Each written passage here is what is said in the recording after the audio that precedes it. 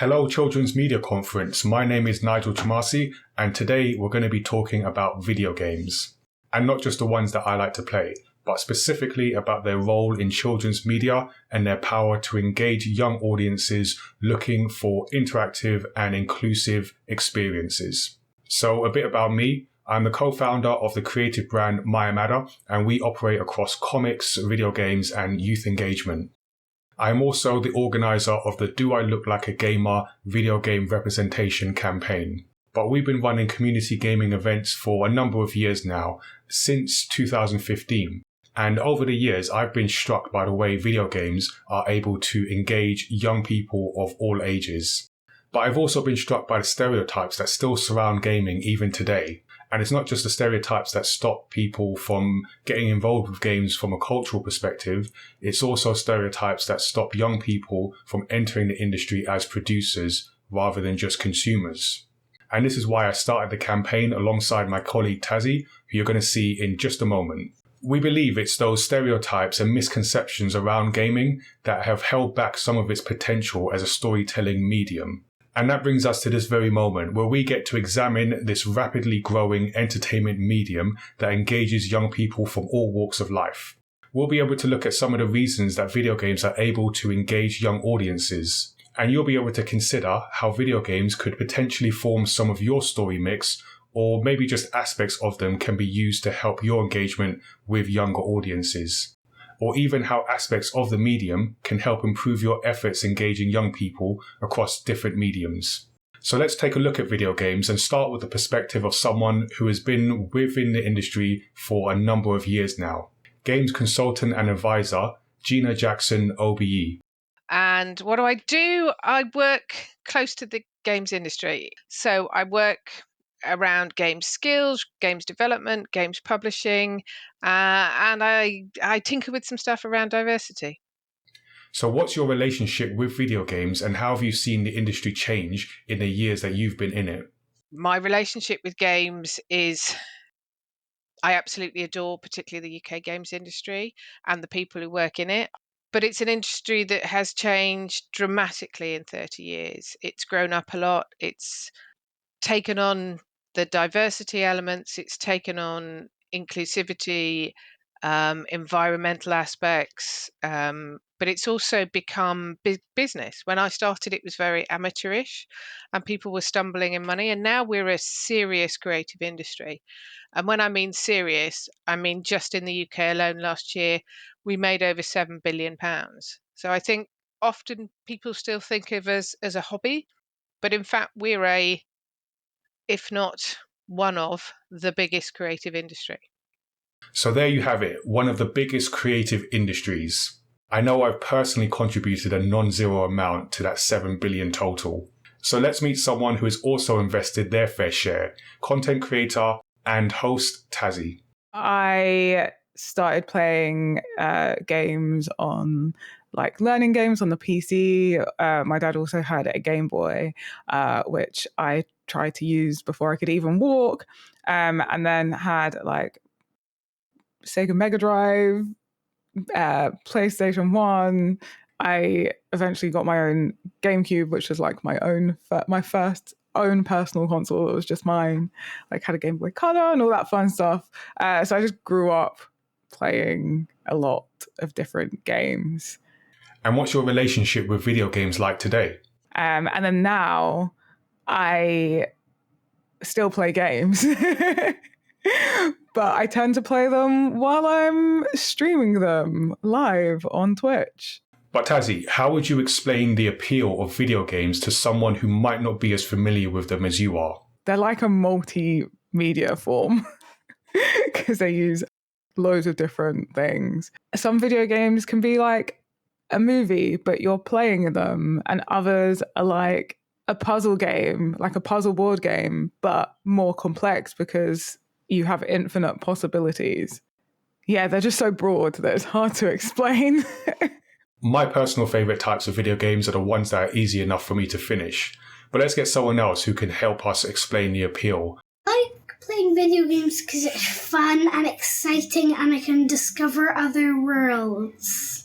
My favorite video game is Ben 10, and I like Ben 10 because it has new aliens and you can be different characters. And it's that appeal that really made me think. Because so often we just dismiss video games as a plaything for children without quite understanding what's going on beneath the surface. And it's actually quite profound, as Anish Barai, lecturer in education and children's culture, explains. So my work involves teaching children's media cultures and digital cultures, particularly on a master's program I lead called Digital Literacies, Culture and Education. I've also recently contributed to a massive open online course, a MOOC, about video games and children's cultures. So as someone who works with young people, can you perhaps help us examine that relationship between video games, play and inclusion? Play is an essential part of young people's social and emotional development. There's a lot of research in early childhood education showing that young people gain so much from play, but it gets kind of lost in primary and secondary school and beyond. Video games and other kinds of platforms like this can be an opportunity for young people to continue gaining those kinds of skills from play. But video games aren't the only medium involved in play for young people, so what makes them so unique? The way that games are special and different from other cultural forms is the fact that you are in control. So you are controlling a character or you're controlling an environment, and that becomes a different learning experience. So it is you that it's experiencing. It's not necessarily a character. That obviously helps with inclusion because it's not about the actors in an environment or the characters that an author has decided to put in front of you. It's you playing you, which I think really helps. So that's control or agency if you have access to a thesaurus like I do. This is a key aspect for young people and really brings them into an experience more than maybe any other medium can do. You can project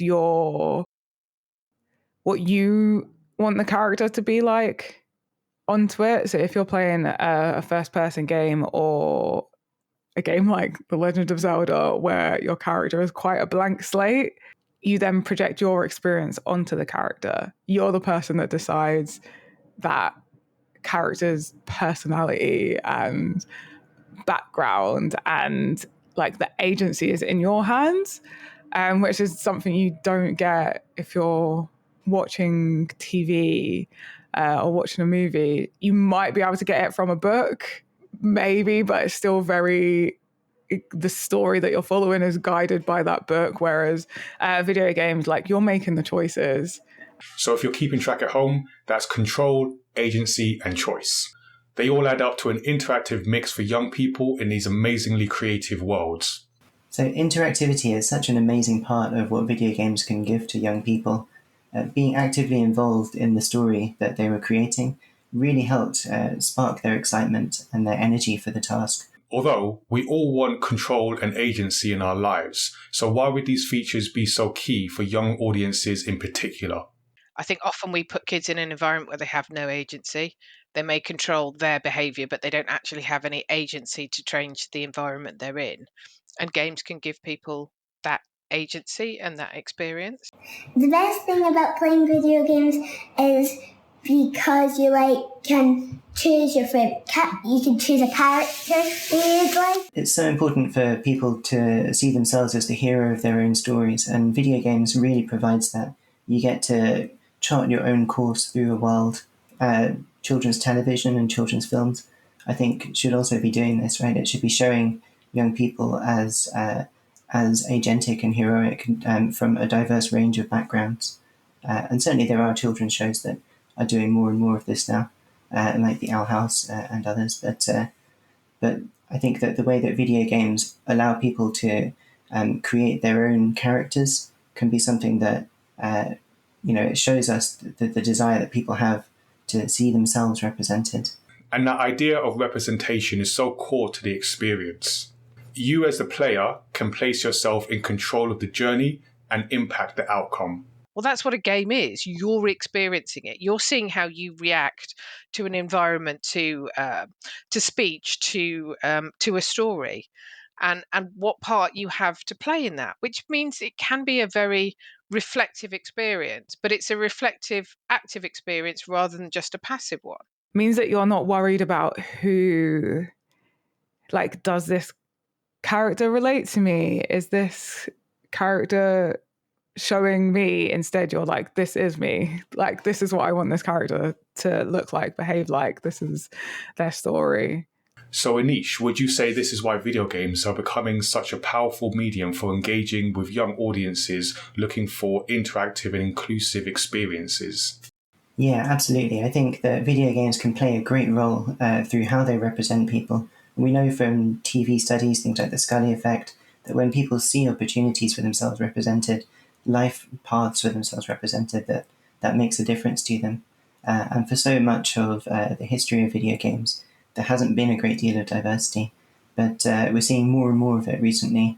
And over the pandemic, we saw some wonderful examples of games becoming more diverse. So things like the new Animal Crossing game, giving lots of opportunities for customizing the avatar, was something that people found quite exciting and could then create themselves into those virtual worlds, particularly when needing an escape from the real world. And creating your own character can be such a powerful tool for inclusion. But what can be missed is that it's not just about creating characters that look like you. These characters are you, regardless of what they look like. Video games are inclusive by nature because they're not limited by like real world rules. They can range from things that do exist to things that don't exist. So you can create a completely fantasy world where things like race, gender, age, sexuality, where you live in the world don't matter. And it's just a complete blank space, a complete fantasy world. But then also it has the opportunity to just tell so many different stories, as well as people being able to tell their own story through video games. It's like one of those paradoxical situations where taking away the question of inclusion can actually make the experience more inclusive. It's certainly something that we've benefited from as a brand full of anthropomorphic animal characters as opposed to human ones. And it's a tool that video games also have at its disposal, with the ability to give the player control over the experience. But in research around Minecraft and things like that, Tish Ellison has found that Black children in America, for example, have a tendency to like to be able to create characters that look like themselves. What I find so interesting, on the other hand, is a game like Among Us, which goes in the exact opposite direction on representation and takes out gender and race from the equation completely. And that, I think, also really appealed to people and sparked people's interests.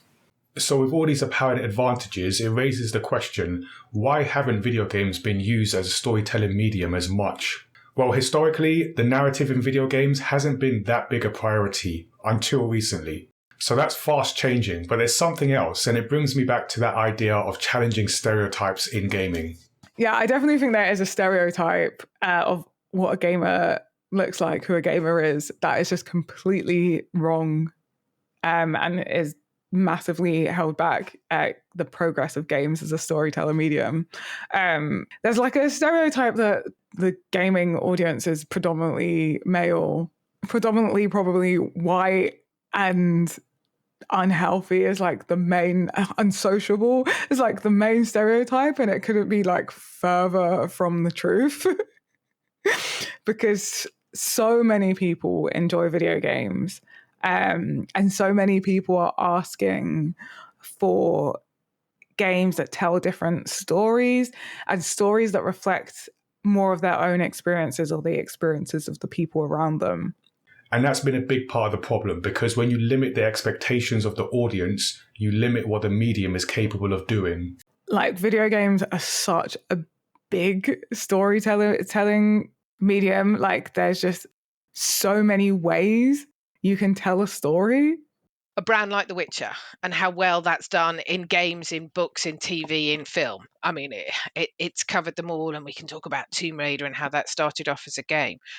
But look at other stuff. Look at Fortnite and how that's become a metaverse. Look at how musicians are doing, concerts inside a metaverse, and companies are waking up to the idea that having a community and managing that community and delivering them other entertainment is important. And that brings us to one last aspect of what makes video games such a powerful medium for engaging with young people: the community. Despite what you might have thought before watching this video, games can be incredibly social, and that was even before the pandemic. This aspect is crucial for play and for young people still trying to find their tribes in real and virtual worlds. Yeah, I think that there is a great opportunity for community building around games, not just in games where people have to be online to communicate with each other, but also in online communities that come up around games. So YouTube streamers, Discords, all these kinds of other ways that people communicate when they're playing games, even individually, but talking with other people who play games. So even if you're playing a single player game, someone else has also played that single player game, and you can talk about how you played it differently, and that sort of like shared experience, but also everyone's experience of that game is unique. So you could say that playing video games is actually more than just playing video games. Completely. Playing the game is just a small part of what we do.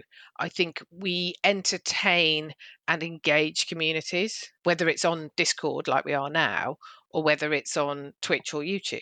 We're in those spaces. We're just not on the BBC or ITV or in bookshops.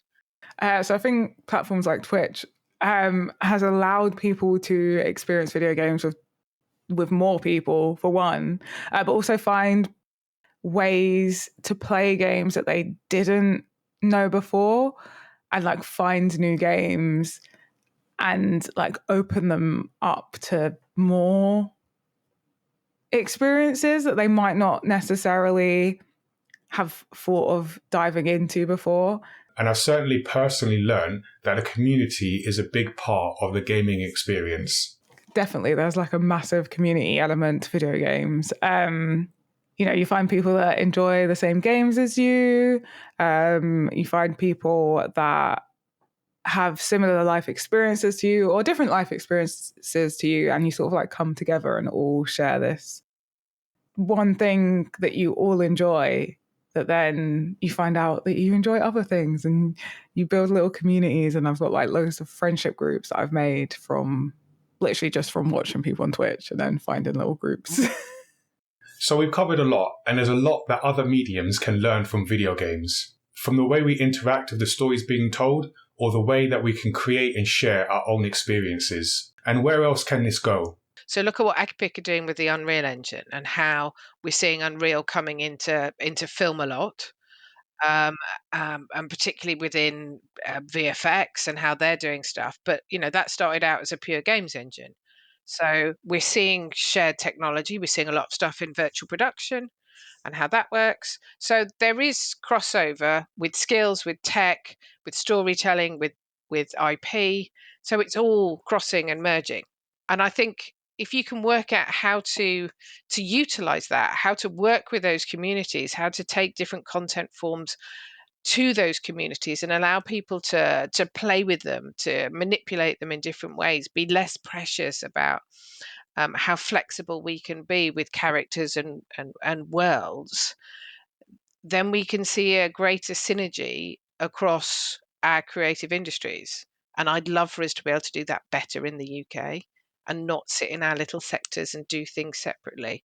We are brilliant at all these different creative industries. If we could find a way of communicating better and taking experiences from these different sectors, we could create amazing things that no other country could do. And there you have it. So I hope over this session you've been able to gain a better understanding of video games as a medium for storytelling, engaging with young audiences, interactivity and inclusion. And I want to leave you with a few takeaways. First is that video games can definitely be used in your storytelling mix. They bring that element of agency and control for young audiences experiencing your story world. Video games can be a powerful tool for inclusion by allowing your players to project themselves onto the story experience. And lastly, video games have the power to foster community around new and existing IPs as young audiences flock to platforms like Twitch or Discord to share their experiences of your story. That's all from me. Thank you for tuning into this session on advancing inclusion through play. And if you would like to know more about video games, you can reach out to me and my team or check out the Do I Look Like a Gamer video game campaign at looklikeagamer.com. Whether you plan on making video games part of your storytelling mix or not, there are certainly lessons you can learn when it comes to engaging with young audiences, and we would love to help. Take care for now.